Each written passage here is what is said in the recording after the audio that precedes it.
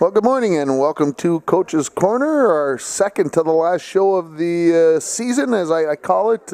From fall to through spring, we take the summer off, so we'll have a show this week, we'll have a show next week, and then we'll wrap it up for the summer and we'll go on hiatus. Let's go back to last night, or yesterday actually, and let's talk about the area sports that went on. We'll start with the boys golf team. They were at the Virginia Invitational, and the host team won with a score of 305. Duluth East right behind them with 306. Duluth Denfeld came in third with 314. The Broncos came in ninth with a score of 336, and individually, Josh Can shot a 78, Mitch Nemec 83, Sammy Maxwell shot an 87, and Cole Fish an 88. As that boys team continues, as I talked about with Coach Tony Casaretto last week, you just don't know which are going to be the top four. They're always mixing around and finding somebody new, so it always makes it interesting. Good competition makes for a better team.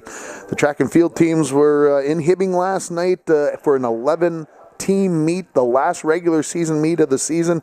And this last meet of the season is always one of those meets where maybe give somebody the day off, where you kind of go, well, hey, they need some rest, and or maybe they try some new events, or maybe better yet, and I think this is the main reason why the teams go, is the meet is in Hibbing. The subsection meet is in Hibbing on Wednesday. So let's go down and let's get ourselves prepared to compete the best we can in the subsection meet. Let's look at individually for the girls. Top places, Melody Rule took 6th in the 100 hurdles, 3rd in the 300 hurdles. Grace Gilbert was 6th in the 100. Jenna Sullivan, 6th in the high jump, 1st in the discus, 1st in the shot put. Gwyneth Shinners, was 4th in the pole vault. Taylor Bush took 2nd in the discus and 3rd in the shot put. And you may have not heard any Emma Gilbert in there. That was one of the meets where she took a rest, tweaked her hamstring a little bit earlier in the week at the IRC meet that we'll talk about in our final segment to get the results recap from there. But I think more just a rest and taking care of things there, making sure she is ready for Wednesday. On the boys' side, Tanner Budrus was 5th in the 100, 6th in the 400. John Kalman took 5th in the 800. Jake Erickson 5th in the high jump. And Wyatt Omdahl got a personal season best of 12 feet 7 inches as he took 1st in the pole vault. The International Fall Softball team completed its first regular season under head coach Shelby Nosen with an 11-1 5-inning win over Northwoods. The Grizzlies scored on the top of the first, and it looked like maybe this thing's going to be pretty interesting, but the Broncos absolutely took over from there. Marissa Carey, after giving up that first inning run, calmed down, settled down, things got better. The Broncos played really good defense behind her. I'm so impressed with the movement, getting to the balls, knocking things down, making plays. It's fun to watch. But the Broncos at the plate, 14 hits in 5 innings. Grace Bragg led the way as she went 3 for 3. Marissa Carey helped out her own cause at the plate as she was 2 for 3 with 2 RBI. Mariah Leahy, how about 3 for 3 with 3 runs, 2 RBIs. She had a big night and played very well at second base.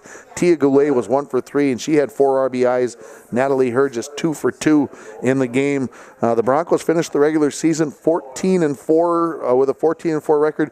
Should receive the number 1 seed for the playoffs that start on Tuesday at home at 4:30. And during our next break, I'll look to see if the QRF has become final since the last time I looked about 45 minutes ago, because the Section 7A girls softball QRF should come final here. If it hasn't already, in the next 30 minutes, we'll know where LBF is going to be playing, what seed they're going to get, who they're going to be playing. And the Broncos section seeding comes official tomorrow morning. So again, by about 9:30, we can know about that.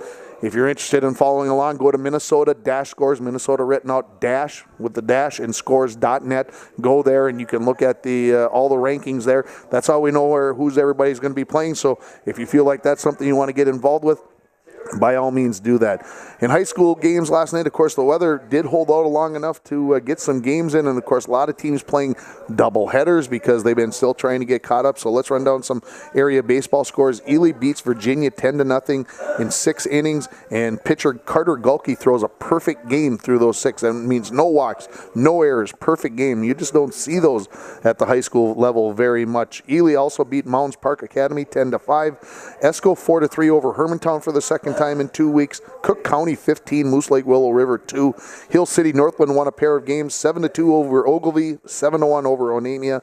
Barnum 16-2 over Ogilvie. Deer River all over MIB 18-4. In a tournament in Hibbing, Cloquet 4, Proctor 1, Superior 10, Hibbing 9. So Superior and Cloquet will play today. Proctor and Hibbing will play in the third place game as well. Wrenshall 17-7 over Carleton, and Silver Bay 9-1 over McGregor Cromwell.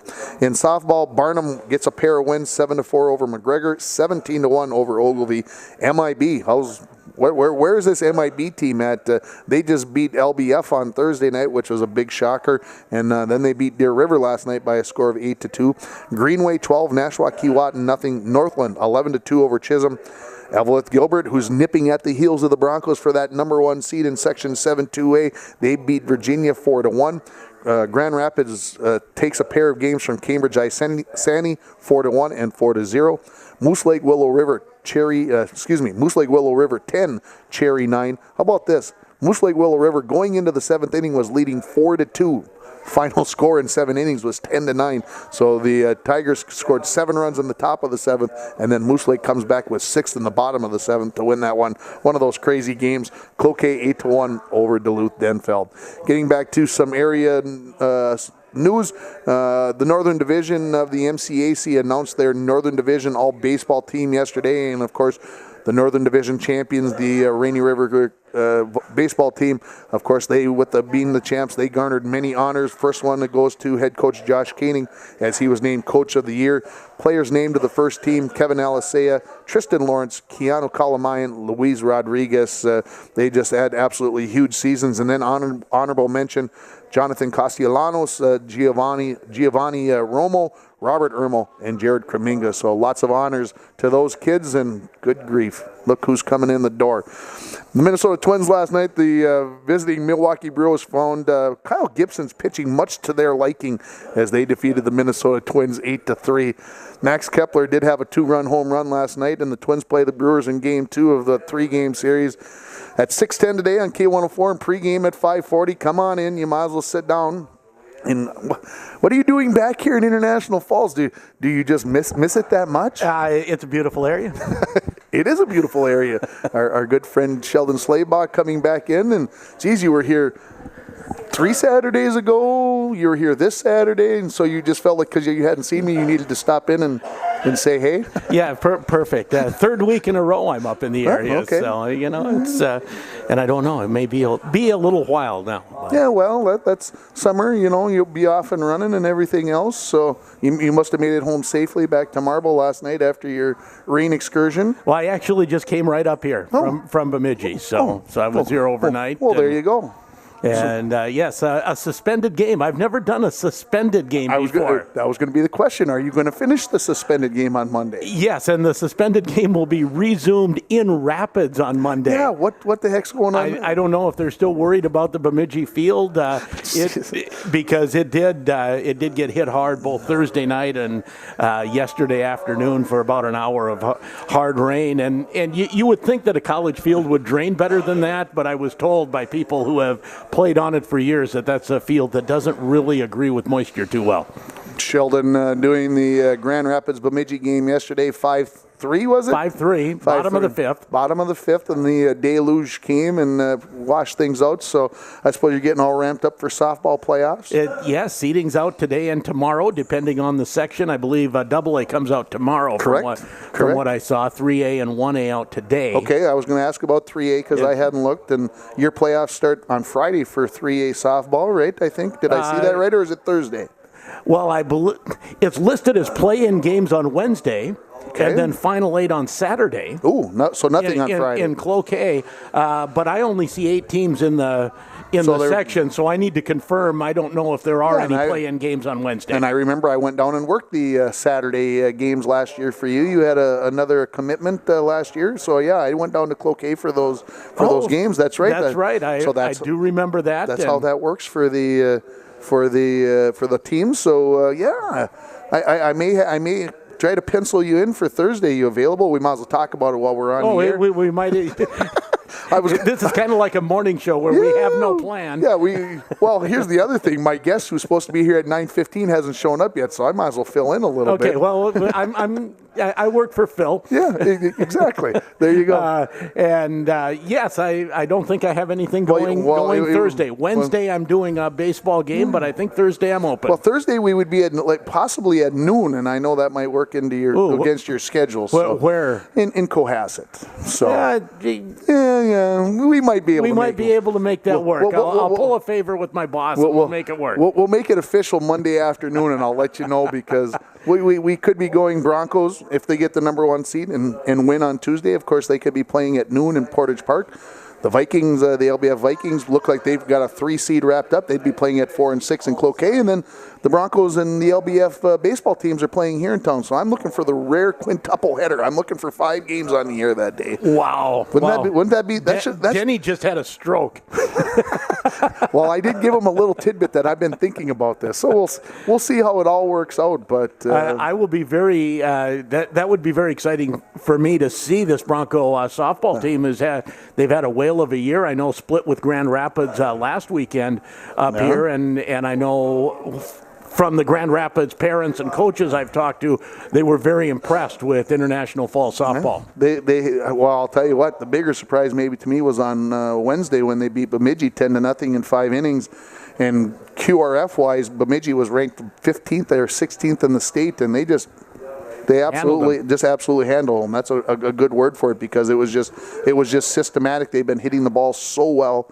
And did that win? Maybe that was what gave them probably that number 1 seed. And I don't want anybody to judge me, but I was so sure that no matter what the Broncos did against Bemidji, win or lose, that they were stuck into that 2nd and 3rd seed. I had started making plans for how things were going to be and everything else, and man, with that win, they absolutely charted. The QRF went right through the roof, and well, that's a 3A win against a quality team. Yeah, and it just so you just never know what. Like I said, what this team is going to do. And, of course, they've got to take care of business because that first-round game is an elimination game. And you got to get to the double elimination before you maybe can take a little deep breath and go, okay, we can maybe just relax and play ball. Well, every game's important, but I would say games 1 and 2 in those obviously the elimination game is so important, but then that first game in the double elimination makes so much difference. It seems like the second game almost makes no difference. Yeah. If you win that first game of the double elimination, your third game of the playoffs, or your second double elimination game, the difference between a win and a loss there is minimal. Well, and the only thing is you might get yourself out of having played 3 games like the Broncos did last year on that Tuesday.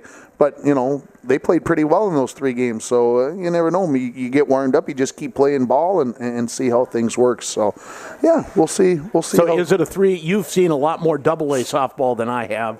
Is it a 3-team race with Esco, Eveleth, Gilbert, and the Falls in this section? Yeah, and is there anyone else? Virginia sits out there to me because they've got a pitcher. They've got a left-handed hurler, and they lost last night to Eveleth Gilbert 4-1. But you just don't know. And maybe the offensive side of Virginia maybe isn't as good. Okay. But they've got Ava Warren, who's the sophomore pitcher there. She makes me nervous because that's what lefties do. And then I don't know about Proctor because they're sitting right there in the QRF as well. I have not seen them. Is Moose Lake Willow River in this section? I saw they had a wild win over Cherry last night. I had just got done talking about that right as you were walking in. And let me see if I can get my QRF up here quickly because you asked me a question that I don't know if I can answer because I stumped the great Tim Ringhofer. The Moose Lake is always on the cusp in softball. Are they? Which one are they in? And so we're going to go to Class A because we're going to see if this thing is final QRF seeded. Oh my, that's baseball. That's why we're having issues there. I was like, wait, what? At the 27th, what are we talking about? So, anyway, so what you up for graduation? Yeah, I'm just doing a little work, and I got to get going. Oh, that's right. I've got a project up here that keeps pulling me back. I forgot about the project. The seeding is not final, and Moose Lake Willow River is in AA. Okay.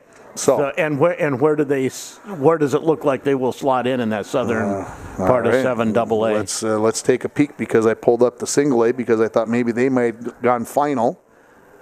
So the Double A, let's see, they are sitting second behind Esco. They're number 38 in the state. They're 11-6 on the season. Okay, so they're right there. So maybe a little bit of noise there, but I still think your champion's going to come from. I'm still going to say the three I mentioned. Esco, the defending champs, who are very good. Yeah. And you get to see them play? I did not get to see them play, but just watching scores, watching results, they're really good. Their baseball team's really good too. Their baseball team will give Marshall a run for their money. Everybody thought Marshall is the team to beat in Section 7-2A boys. Esco will make them think. But for Marshall, the key will be, can they manage pitching so that in the final game they have their good pitcher going? That is, if they can do that, I don't know that anyone beats Marshall. He absolutely throttled Grand Rapids. Grand Rapids could not get a sniff. He's a D1 pitcher, and I believe his ERA is somewhere around .3. Oh, that's not too shabby. And if they can get to the final with him on good rest, I give it to Marshall. If not, it's wide open. It's wide open, exactly. There you go. I'm going to see if I can. So tell me about Grand Rapids baseball. I asked you this a couple weeks ago. I'll ask you again. Are they the favorite in Section 7-3A? No. They have to figure out how to play 7-inning games. Uh-huh. They have played a huge number of 6-inning games where they play well for 6 innings. They had Cloquet earlier this week at leading 3-0 with 2 outs in the 7th inning and lost 7-3. That has been the story of their season. Now, I keep hearing this. I broadcast 3 games, well, now 3 3/4 games. Yeah. I've broadcast all 3 of their wins. They're 0-11 when I'm not there. There's the key, everybody. If you haven't heard it, Sheldon Slaybaugh is the key to Kinnunen says I better do every playoff game, which of course we will. Which of course we will. But so I have not seen this bad inning thing that's been going on. The complete games that they've played, I've been there to watch, and so far, against Bemidji, they had played well. Bemidji coach Vogelson told me when we played Rapids, we thought that was the best team we had played so far. Wow. And we're just completely gobsmacked, shocked that they're at 3-11. So, and that's been the story. They've had really good teams. They played within the course of a week and a half. They played the number 1 team in AA, AAA, and 4A. Wow! And we're competitive. That's Minnetonka, Duluth Marshall, and Ricori. That's a rare trifecta.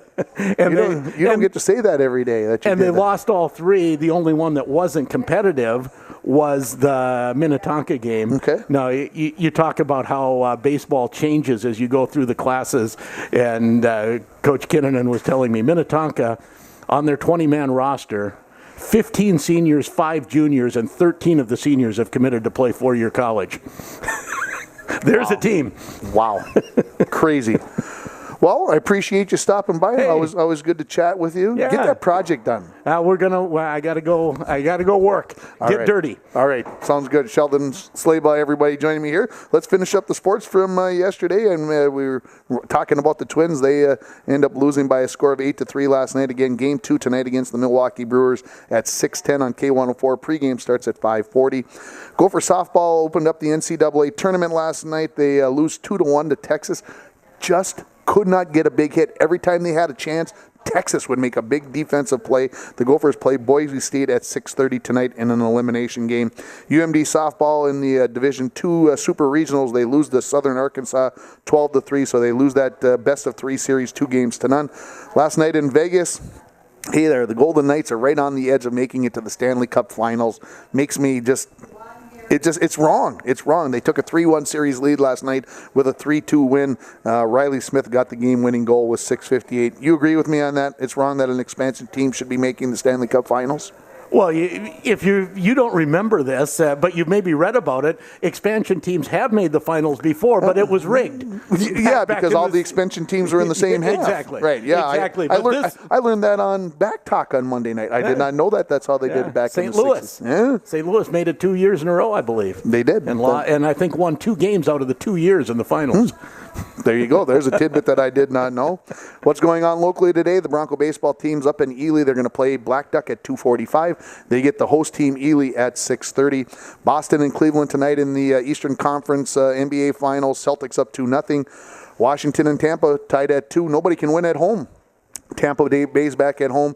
6:15 tonight on NBC, right after the pony race. In case you're interested, the Preakness Stakes go off. Will Justify keep the Triple Crown in play. Post time's 5:20, but 5:30 is about probably the time we'll go. Tomorrow, the Twins and the Brewers at 1:10 on K104. Minnesota United versus Kansas City at 1 o'clock. And the Minnesota Lynx, the defending champions, WNBA champions, they open up against LA, who they beat in the finals last year. That game is at 4 o'clock tomorrow on ESPN2. We're going to take a break, and we're going to get to talk to Jen Erickson's fill-in. I can't believe she walked out on me. How did she do that? I thought I had her pinned down for sure. We'll come back, and we're going to talk girls track. You're listening to Coach's Corner, live from Hardee's on K104 and online at RJBroadcasting.com. Welcome back to Coach's Corner, and joined by assistant coach Cheryl Hendrickson of the Bronco girls track and field team. And well, let's first talk about the elementary track meet from yesterday. Things went off smoothly. Oh yes, we think it went very well. Yeah, I heard there might have been a little starter gun issue, but other than that, you know, it's all about getting the kids out and running, right? That's right, and the rain held off, so we were real pleased with that. Yeah, I was kind of trying to keep an eye on the sky, and but you guys must have been done by what, 2 o'clock or so? Because you guys had to get to Hibby. Well, we left at 1:30, and the college graduates, our former high school graduates that were at college came home and they took over for us. So next year you guys got to start earlier Yes. in the morning so that you can get out the door earlier to get to this Hibbing meet. Exactly. I mentioned, and maybe people didn't hear this morning because I heard that we had some blank air early on in the show, and I apologize for that. But we were talking about the fact that the last meet at Hibbing yesterday, and it's kind of one of those meets where kids maybe try something new, or they maybe rest and don't compete, or they're really trying to get ready for the subsection meet. Is it all three of those, or is it something else? It's actually all three.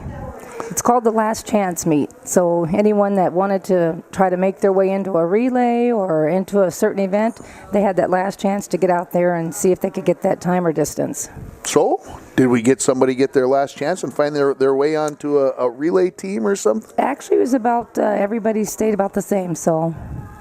It's like you said, it's the last chance. But if the weather finally has gotten nice, where you've been outside now for a stretch of time, does everything kind of feel like the pieces are falling into the right places, or do you still feel like going into the subsection meet on Wednesday, things are kind of like, I don't know what's going on? Well, it seems like we've had such a short season, with the first few meets being canceled, but it's starting to come together now. Is it something where you feel like the 4 relays, they're all in place? Yeah, pretty much so. Who are we looking at maybe for, because I started looked at some of the relay races yesterday, and some we didn't run in. But like the 4x8, who do we feel like is going to be on the 4x8? The 4x8 team, that will be Avery Savonin, Holly Wold, Yep. Chloe Sullivan, Sure. and Gwenna Shinners. Yeah, and I watched part of that team run on Thursday at the junior high IRC because you Yes. got a couple of 9th graders there, and they ran very well in that race. The few races that I did get to watch on Thursday, but that team should be pretty well. How about the 4x4? We'll just work our way down to the shorter ones. Okay, in the 4x4, we have Melody Rule. Okay. Who had a nice day in the hurdles yesterday? Very nice day. Holly Wald, Yep. Maddie Lowe, Okay. and Gwenna Shinners. There you go. So we got that. How about the 4x2? 4x2 will be Ashley Guba, Yep. Bailey Herberg, Okay. Maddie Lowe, Yep. and Maddie Pierre. All right. How about the 4x1s? 4x1, that is going to be Grace Gilbert, Bailey Millette, Summer Hesseldahl, and Maddie Pierre. And of course, always up for change because you always got to have an alternate. You got to right. you got to have everything. This girls team has won 5 section titles in a row. is there any pressure on this team to win a sixth, or is it just something where the kids don't even really think about it? They don't even really think about it. This group really doesn't even realize that that's what we're after. So we're going to take one meet at a time and see what we can do at subs. I know it's always one of those things that sometimes kids need to go run an event that maybe isn't their favorite, isn't their best, to give the team a chance to win those subsection and section titles. Is that something that kids just unfortunately accept at this time of the year, that maybe they've been running a 200, but maybe to help us out, you're going to have to go run a 400 this week? Yeah, they handle that pretty well because we do have, like we even have Jenna Sullivan. She's a thrower. Right in the middle of her discus, she goes and does high jump. She doesn't like it because she likes to focus on her discus, but she's our best high jumper. And yesterday she had a good day in high jump, so she's going to go ahead and do it for us. She's doing it for the team. Yeah, and like I said, you get those events that overlap. And I know we always, last year we talked about with Emma Gilbert having to go run in the 4x1 and the 4x2 while the discus and the shot were going on and running all over the place. But we also thought that maybe that helped her last year at times because it got her warmed up. It kept her in the focus. She wasn't sitting around. She was always doing something. Is that maybe different from kid to kid, that for some kids that's a good thing and for other kids it's a bad thing? Yes, it is, because some kids can handle it better, when others just fall apart. So. And does it make a difference if it's a field event for a field event versus maybe a 100 for, say, Emma last year in the 4x100? I'm thinking about at ESCO where she had to go run that and then run right back down and basically get in the circle and throw. That kind of thing is maybe more of a warm-up than it is a hindrance. Exactly, because that will get your adrenaline going. Sure. Because you have to go and run, and then you got to go throw, and so that'll get her pumping. So.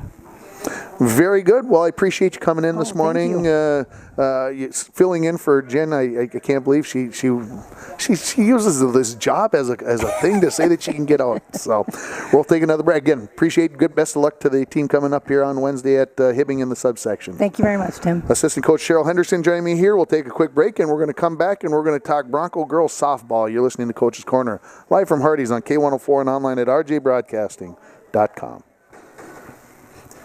Welcome back to Coach's Corner. Just got to keep working with the changes. So I said softball. No, we're going to talk boys and track and field. That's okay. You just got to roll with the flow. This is live radio. This is how things go. Coach Paul Jelly joining me here, and Coach has already informed me that he's not going to tell me who his relay teams are because he hasn't decided yet.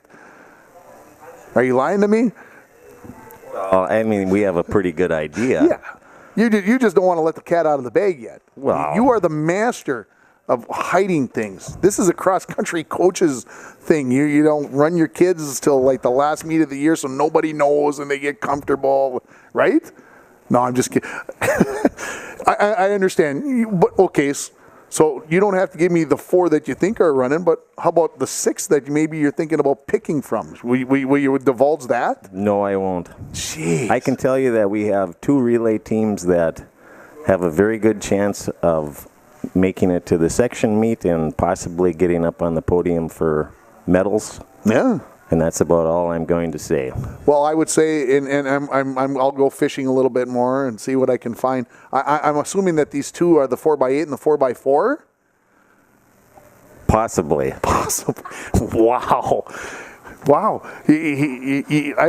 I don't even know where to go with that because you must think that everybody outside. Anyway, you guys had your last meet yesterday down at Hibbing. Things go about according to plan with the last chance meet? Well, we didn't really put our horses where they needed to be and hiding things. Yeah. No, not really. The kids needed a chance to find, do some different things. Yeah. Let your distance runners get some speed work in, and so we didn't go into it to try to score points. Is it something where the kids that are sprinters, you go in and tell them, let's not worry about whatever, let's work the gun, let's work on getting a good start as close to as those kind of things? Do you talk to the kids about that, or is that something that you just kind of say, well, all right, they've got it figured out? Well, they should know that. Yeah. Obviously, when the gun goes off, you have to be explosive. Yeah, but I'm saying, do you try to tell them maybe take a chance because there's nothing to lose here, kind of one of those types of things? Yeah, and at the same time, we were I told the kids yesterday that there's still some openings in the 4x1 and 4x2 and Sure. possibly the 4x4. So if you think you deserve one of those spots, you better hop in the 400 or the 200 and let's see what you can do. Fair enough. A surprise maybe for this team. I always try to ask about that because, I mean, I look at the results, but I don't look at the results. I mean, maybe there's a kid that's been, maybe early in the year was 25th in the whatever event, and now he's sneaking up into the top 10 or, into the low teens. Is there a kid that you're kind of looking, a young kid that you're kind of going, this kid is going to make things interesting for me over the next few years? Well, we've talked before about an individual, and I guess that would be freshman Jack Maxwell right now. He's I think, the real deal. He's got some foot speed. He's strong, talented, and I mean he spends time in the weight room, so you can tell what the weight training's done for him as a young ninth grader. And he's pole vaulting. What else has he been running in? He's done the 100, the 200, 4x1, 4x2, and we just got him long jumping now, so he'll be at the subsection in the long jump as well. Is he? And I'm looking elsewhere. Is he a candidate for maybe one of those discus type things? Because he's a pretty athletic kid. It looks like to me, a kid. I know pole vault takes a lot of time, and you don't always have a lot of time to go do those other things. But is that something where a kid who's fairly strong but got some good feet, he could help out in that area too? Yeah, he possibly could. That's a good point. We'll have to think about that for next year. Yeah, and like I said, it's one of those things that, a discus kid that, where I said, and don't anybody out there read too much into this, but a discus, that's a tough event. You can go do a lot of other things. Pole vault, in my mind, is the toughest, but throwing that discus and getting it to plane out and stay floating and doing what it does, that takes a special talent. Yeah. I don't know much about it, but just to be able to release it properly and have the hand or the arm at the right height, and there's a lot to it. There is a lot to it. Talk about your expectations coming up into a Wednesday subsection meet at Hibbing. They get started 10:30 or 10? Well, field events start at 9:45. 9:45. So I think running events are at 10:30. So you guys, like I said, you guys got to go down to Hibbing, give yourself again another chance to compete there. You guys were there a couple of weeks ago. So what are the expectations going in? Well, obviously we're not going to be one of the top teams, but we're going to try to put our kids in the best possible position to advance to the section meet. We've got. You got to give it to Greenway, Nashwauk, Keewatin right now. I think they're the favorites along with Ely. Okay. And then Eveleth Gilbert in the fourth place team. Who knows? Who knows? Flip the proverbial coin. We're going to try to get there. Okay. So we'll see what happens. We talked a little bit about Wyatt Omdahl earlier, and if again, I don't know how much of the news that got on at the start of the show, as we had a little blank air there, but Wyatt Omdahl goes 12'7" yesterday in the pole vault. That has to feel pretty good for you going in as he, jumping at where he's going to be going on Wednesday. Yeah, he's got all the potential in the world. He was actually a little disappointed yesterday with his 12'7", so that's a good thing. Yeah? I mean, he expects a lot out of himself, being a participant last year in the state meet, so he's obviously hands down the heavy favorite at the subsection and the section, so he's got some pressure. I was going to say, do you think he's handling that pressure well? He's pretty confident. Yeah, that's well, you got to be in that. Oh yeah, you got to be if you're going to go pole vault. The other events, I kind of feel like, well, you can kind of not be whatever. You're putting yourself 12, 13 feet in the air. You better be pretty confident that things are gonna go right. Yeah. Tanner Budrus has been running well. Continues. I see you put him in the 100 yesterday. Yeah, something different. Yeah. Who else? Is there a kid that maybe that I'm not noticing? You got these distance runners. We talked about the 4x8 that you won't give me any information on, but you've got some distance runners that ran for you for cross country. Yeah. They make things interesting, and they're doing all these other things. It's an interesting mix. Yeah, I wish I had a few more of those distance runners because our depth isn't what it needs to be, but you got Jake Erickson and Hunter Wilson, John Cowman, Justin Besch. They're talented young guys that are pretty versatile, so sure. they can do a lot of different things. And I still don't know what I'm going to do with Jake and Hunter. I'd love to double them, but you're trying to get the 4x8 out of me again. Yeah, well, yeah, it's one of those things, and this is for you, this is kind of a season's worth of work, looking at it and going, okay, now I got to try to find out. I know what they can do or sometimes can do. Now I got to find the best pieces to put everybody in the right places, and this is why you get paid the big bucks, right? Yeah, oh yeah, the big bucks. And it's been a difficult year because you think about it, we've been on the track since, the middle of April, a little over a month. Yeah. So some of these kids are just coming into form now, figuring out what they're best at, and we could really use about 2 more weeks. Yeah. It'd make things a lot easier. Absolutely. Coach, thanks for coming in. Appreciate it as always. Best of luck on Wednesday and going into the section meet the following Thursday. Thank you. Head coach Paul Jelly joining me here. We'll take a break. We'll come back. We'll talk girls softball. You're listening to Coach's Corner.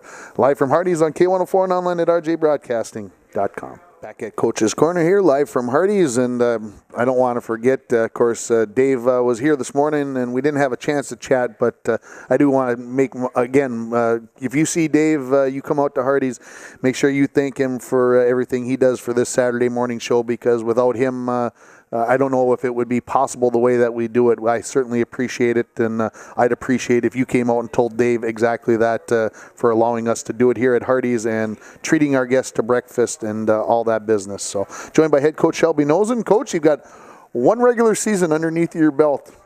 Did you learn more than you thought you would learn? Absolutely. I've learned so much this season as being a head coach, so everything's a learning experience, and that's what we tell the girls too, but it's the same for me. Did you learn more about yourself or more about kids with this experience? I think both, for sure. My coaching philosophy is, it varies and changes, and same with learning about the girls and, who they are and their strengths and weaknesses and, things I can and can't say to them to help them along the way. Absolutely. I know it didn't probably go across, and I don't want to keep bringing it up, but I want to talk about the game from yesterday. 11-1 win. Marissa Carey in the pitching circle yesterday gives up a run in the first inning. Then I thought she really settled down, started to find her groove, for lack of a better term. You guys wrap out 14 hits and an 11-1 5-inning win over Northwoods. And I was standing out in right field in my spot where I watch games from, because that feels comfortable. And it was dry out there on the concrete.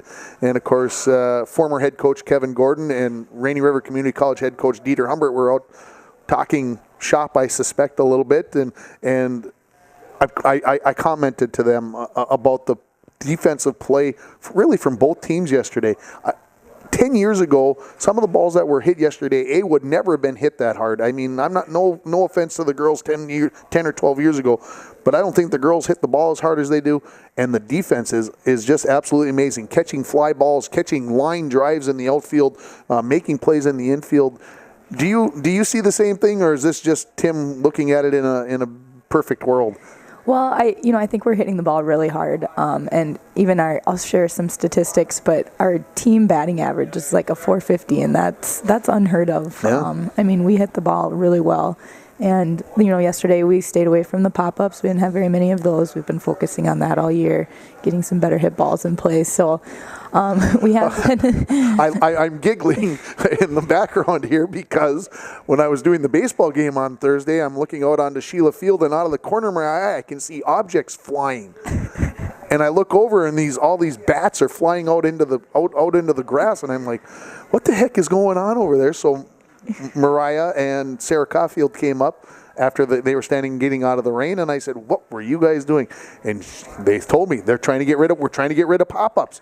And I said, you got to throw the bat? I said, you're going to hit the pitcher? No. Anyway, but one of those drills to get that bat to stay flat, right? Yes, instant feedback. If you're not getting your hand through, then it's just going to go up. So they saw if it went up or if it went where it was supposed to go. That's an interesting drill to do. I found it when they explained it to me. I'm like, that makes all kinds of sense.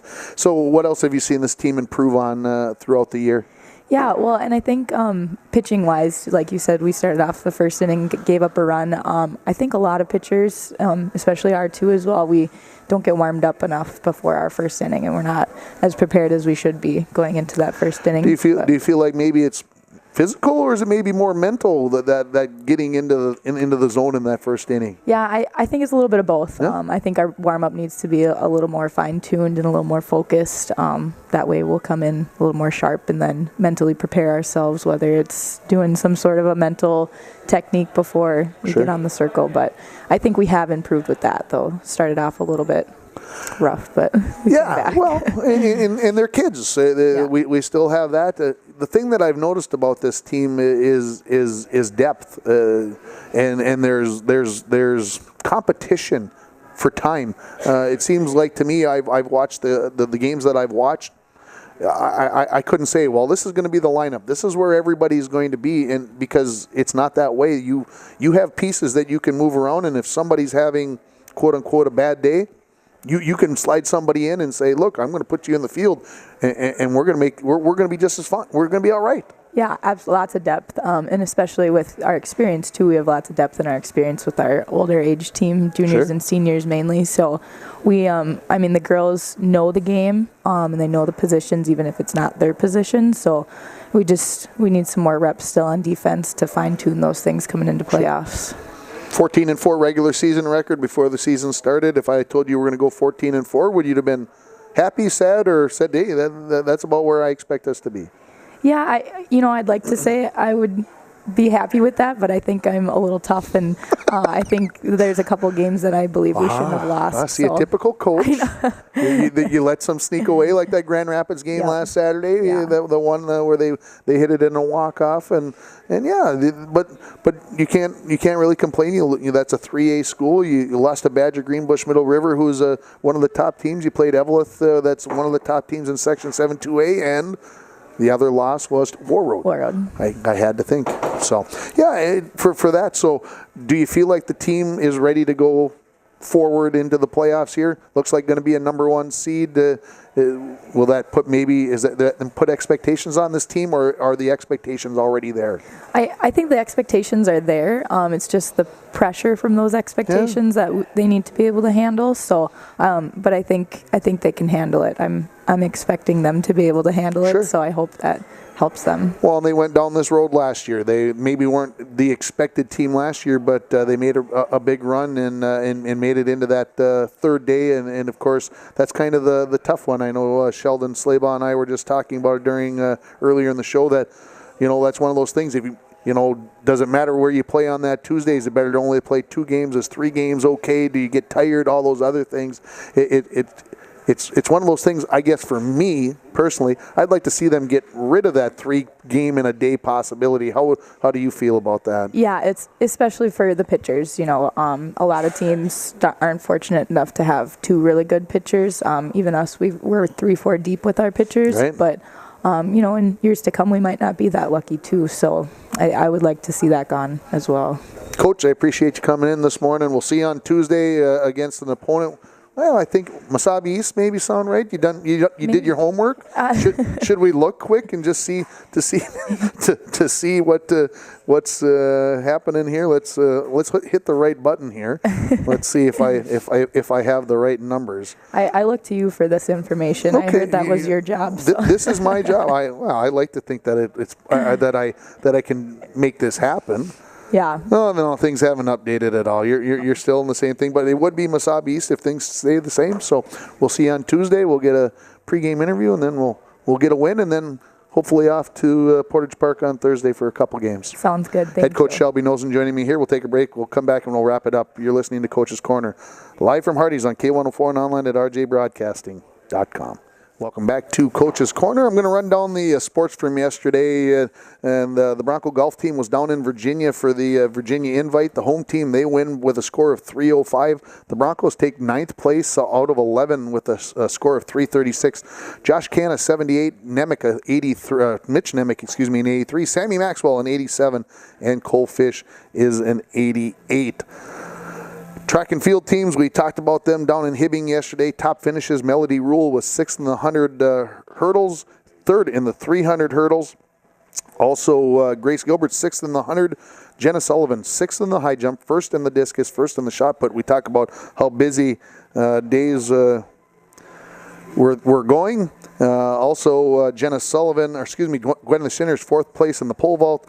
Taylor Bush, 2nd in the discus, 3rd in the shot put. For the boys, Tanner Budrus, 5th in the 100, 6th in the 400. John Coleman, 5th in the 800. Jake Erickson, 5th in the high jump. Wyatt Omdahl, 1st in the pole vault. We just got done talking about the softball team, an 11-1 winner yesterday, and looking to get the playoffs started coming up next week. The Northern Division had their, of the MCAC, announced their award winners yesterday. Coach Josh Koenig was named Coach of the Year for the Northern Division. Players named to the first team: Kevin Alisea, Tristan Lawrence, Keanu Kalamayan, and Luis Rodriguez. Honorable mention: Jonathan Castellanos, Giovanni Romo, Robert Ermel, and Jared Kreminga. The Twins lost 8-3 yesterday to the Milwaukee Brewers, and they play Game 2 tonight at 6:10, pregame at 5:40 on K104. Gopher softball lost 2-1 last night. They play Boise State today at 6:30. Let's run down the week that was while we have this opportunity. We'll go through it quickly. Last Saturday, the Bronco girls softball team got a doubleheader split with Grand Rapids. Game 1 saw the Broncos score 7 times in the first 2 innings and then win by a final score of 7-0. Mariah Leahy had 10 strikeouts in the circle. Grace Bragg, Janet Humbert, and Sarah Caulfield each had a pair of hits. Game 2 was a back-and-forth affair with Grand Rapids getting the final laugh, as they might say, as they got the 2-run walk-off home run for the 5-4 win. Grace Bragg had 3 hits in that game. Marissa Carey and Janet Humbert each had 2 hits. Boys golf came in 13th place at the Northern Invitational held at the Quarry last Saturday. Evelyn Gilbert won the meet with 645 as the Broncos shot 700. And then Josh Can shot a 170 and Ethan Ulliman a 171 to lead the Broncos. Fort Francis girls soccer team last week, they lost 4-1 to Miles Mack, lost to Beaver Bray 1-0, and then they defeated Crocus Plains 1-0 at a weekend tournament up in Kenora. The Fort Francis boys soccer team, they won 2-1 over St. Thomas Aquinas, lost to Beaver Bray 1-0, and then lost to Winnipeg 1-0 at that same tournament up in Kenora. On Sunday, the Rainy River baseball team completed their regular season with a doubleheader sweep of Central Lakes. Game 1 saw the Voyagers win 3-2 as they scored the winning run in the bottom of the 6th inning, and Game 2 saw the Voyagers win 10-2. On Monday, the Bronco boys golf team shot a 346 at the Quarry. Cloquet won with a 317. Nick Tanner led the way with an 82. Girls golf team was at the same meet. They shot 362 just in front of Evelyn Gilbert's 370. Kenzie Wenberg an 85, Morgan Rasmussen an 89. The LBF softball team on Monday got a 12-3 win over Black Duck. Kate Knable had 3 hits in that game. The LBF baseball team lost to Cherry on the road 14-4. Matt Kennedy, though, went 3 for 3 with a pair of runs scored. On Tuesday, the Bronco baseball team scored 6 runs in the top of the 6th inning to mount a comeback over Northwoods on the road to win by a final score of 11-7. Simon Palm was 2 for 3 with 3 runs scored, and Joe Glowak and Simon Palm combined for 10 strikeouts on the mound. The Bronco softball team had to mount a serious comeback just about at the same time as the Bronco baseball team was coming up with their 6 runs. The girls came up with 6 runs as they beat Virginia 9-7. Virginia did score 3 times in the first inning, and then the Broncos just could not keep getting closer, but they came up with those 6 runs in the top of the 7th inning. Marissa Carey, Grace Bragg, Mariah Leahy, and Libby Miggins each had 2 hits in the game. Little Fork Big Falls softball beat Northland 18-4 as the girls wrapped out about 18 hits in that game. The LBF baseball team lost 21-1 to Evelyn Gilbert on Tuesday. The Bronco boys and girls track and field teams were in Grand Rapids for the IRC meet. The girls came in 4th place. Hibbing was the winner with 149.5 as the girls had 105. Grace Gilbert, 5th place in the 100, 5th in the pole vault. Avery Savone, an IRC champion in the 3,200 meters. Bailey Millette takes 4th place in the long jump. Emma Gilbert, IRC champion in the shot put. She takes 2nd in the discus. Taylor Bush was 3rd in shot put, 3rd in the discus. Jenna Sullivan, 5th in the shot put, 4th in the discus. Boys came in 5th place as Grand Rapids won the meet very convincingly. Tanner Budrus, 4th in the 200. John Coleman, 3rd in the 800. Wyatt Omdahl, IRC champion in the pole vault. And Jack Maxwell was 4th in the pole vault. On Wednesday, the Fort Francis boys soccer team won both games by scores of 2-1. They beat Dryden in the first game, and they beat Beaver Bray in the second one. The Fort Francis girls lost 1-0 to Dryden, and then beat Beaver Bray by that same score of 1-0 on their in their conference games on Wednesday. The girls golf team won the East Range Conference tournament for the third consecutive year with a team score of 356, just ahead of Evelyn Gilbert. I keep saying that every meet. Evelyn Gilbert shot a 360. Individually, Kenzie Wenberg took in third place with an 84. Maggie Roeder fourth with an 85. Morgan Rasmussen came in sixth with a 91, and Olivia Wright ninth with a 93. The boys golf team came in fourth place in that same East Range Conference tournament meet with a 340, as Evelyn Gilbert won with a 325. Josh Can 79, Nick Tanner 86, Mitch Nemick 87, and Gus Lawrenson in 88. The Bronco Trap team had their fourth week of shooting. Darius Voller gets 45 out of 50, Gage Bergstrom a 42, and Hunter Wilson a 41. The LBF softball team got a big win on Wednesday up in Ely, 12-9 in 8 innings. That pretty much assured that they were going to stay ahead of the Timberwolves in the QRF seed, and that should be coming out momentarily. Broncos softball team, man, did they play well in the game. Heard on K104 and online at RJ Broadcasting. They shut out Class 3A in the top 15 in the QRF, Bemidji 10-0. Mariah Leahy struck out 12, and Amber Thielander, Marissa Carey, Natalie Hergis, and Sarah Caulfield each had a pair of hits. The Rainy River baseball team opened up Region 13 play on Wednesday with a 6-2 win over Northland. Brandon Holbert went 2 for 4 with a home run and 4 RBI. And Jared Kreminga also had 2 hits. Tristan Lawrence threw 8 innings, and he was the winning pitcher. However, on Thursday, the Rainy River baseball team season would come to an end, unfortunately, and by the same score and in tough circumstances. They lose to Century College 6-5 in a 9-inning game. Century College went up 6-1 in the top of the 8th. The Voyagers answer back with 4 in the bottom of the 9th, but that's all the closer they could get. They lose 6-5. Then in an elimination game, they go to extra innings, and they lose to Rochester 6-5 in 13 innings. And the Voyagers had the bases loaded with 1 out in the bottom of the 12th. Could not squeak a run across to keep playing in that tournament. They end the season 20-17, 5th place in the region, and their first Northern Division title. Bronco baseball on the air also on Thursday. They got a pitching jab from freshman Riley Larson. He pitched 6 innings, just gave up 3 hits. He struck out 4 as the Falls beats Greenway 6-2 with a brand new scoreboard at Sheila Field lit up for the first time. Larson added a pair of hits to help his cause on the mound. Simon Palm, Anthony Sari, and Trimble Butler also had 2 hits. The LBF softball team lost to MIB 8-2 on Thursday, and the LBF baseball team lost 11-1 to Hill City Northland. The Fort Francis track and field teams were up in Dryden for a meet. Some top finishes. Grace Petznick took second in the 100, first in the long jump. Ellie Petznick took second in the 400 and second in the long jump. Ashlyn Beck took first in the 1500. Jill Calder, how about this for a day? First in the triple, shot put, discus, and javelin. Not too bad. Carson Noga on the boys' side took second in the 100 and second in the 400. Sakina Scheibler, he takes first in the long jump, discus, and shot. What's going on today? The Bronco baseball team's up in Ely for a pair of games. They play Black Duck at 2:45, 6:30 against Ely. Hopefully the rain will hold off. I think it is going to do just that. On Monday, the Bronco girls golf team, they'll be in Babbitt for a 9-hole meet. The Bronco baseball team will be over in Roseau for a makeup game at 4:30, and the LBF baseball team will be at Lake of the Woods for a 6 o'clock game. On Tuesday, we'll have side-by-side softball games on the AM and the FM, hopefully on the AM, as we have some transmitter additions that we're going to be having going on there. And so we'll have the LBF softball team and the Bronco softball team in the playoffs, and the Viking baseball team, they'll be at home against Carleton.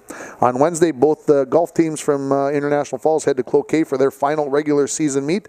The Fort Francis soccer teams, both the boys and the girls, will be at Beaver Bray playing at Beaver Bray and Dryden. The International Falls baseball team will be at home will be on the road at Virginia, and the track and field teams will be taking part in the subsection meet in Hibbing. On Thursday, hopefully we'll have wall-to-wall softball again for you as day 2 of the section softball tournaments go off. And the Broncos versus the Vikings in baseball, the border battle, will be played at Sheila Field on Thursday afternoon at 4:30. The Broncos will wrap up their baseball regular season on Friday at Deer River. And next Saturday, we'll have on our final Coach's Corner show of the season. And we're going to have, I'm being told by my board up, full audio, including beginning available on RJ Broadcasting. So from what I'm understanding there, Dwayne, we are going to be live on the air. You'll be able to hear the music and the newses all on rjbroadcasting.com. Starting at noon, you can just go to the site and click on the button, and you can hear us 24 hours a day, 7 days a week. Is that what I'm hearing? I get the correct sign. That's what's going on. And of course, on Tuesday, we're getting an FM translator installed so that you can listen to the AM station on the FM, and that signal will be broadcast at 95.3. That's going to wrap it up for this week for Coach's Corner. I know we went a little bit over, but hey, sometimes that's the way things go. Thanks for everybody for listening. Thanks to everybody here at Hardy's. Thanks to Dwayne for pushing all the buttons. But most of all, thank you for listening to Coach's Corner. Live from Hardy's on K104 and online at rjbroadcasting.com.